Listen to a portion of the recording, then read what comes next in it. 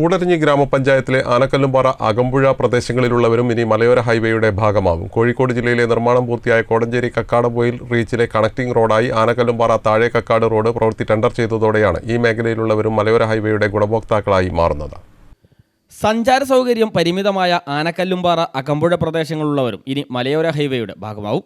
കോഴിക്കോട് ജില്ലയിൽ നിർമ്മാണം പൂർത്തിയായ കോടഞ്ചേരി കക്കാടംപൊയിൽ റീച്ചിലെ കണക്റ്റിംഗ് റോഡായി ആനക്കല്ലുംപാറ താഴെ കക്കാട് റോഡ് പ്രവൃത്തി ടെൻഡർ ചെയ്തു കഴിഞ്ഞു.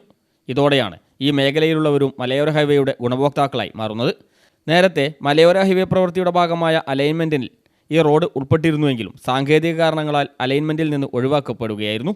ആനക്കല്ലുംപാറ അകമ്പുഴ വഴി റോഡ് വരുന്നതോടെ ഈ പ്രദേശങ്ങളിലുള്ളവരുടെ ദീർഘകാലത്തെ ആവശ്യമാണ് അംഗീകരിക്കപ്പെടുന്നത്. 2006 അന്നത്തെ ധനകാര്യമന്ത്രി ഡോക്ടർ ടി.എം. തോമസ് ഐസക് ഈ പ്രദേശം സന്ദർശിച്ചപ്പോൾ ഇവിടത്തുകാർക്ക് നൽകിയ വാഗ്ദാനം കൂടിയാണ് ഈ റോഡ്.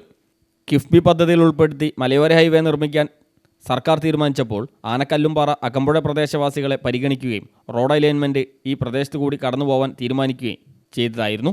എന്നാൽ ഹിൽ ഹൈവേ സ്റ്റാൻഡേർഡ് പ്രകാരമുള്ള നിർമ്മാണം അവിടെ സാധ്യമാവാത്തതിനാൽ ആ ഭാഗം മലയോര ഹൈവേയിൽ നിന്ന് ഒഴിവാക്കപ്പെട്ടു.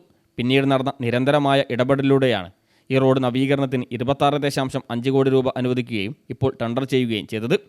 7.2 kilometre road 6 metre വീതിയിലാണ് നവീകരിക്കുന്നത്.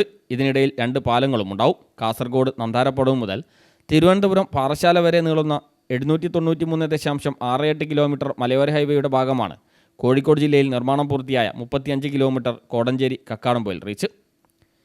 News bureau, Koodaranji.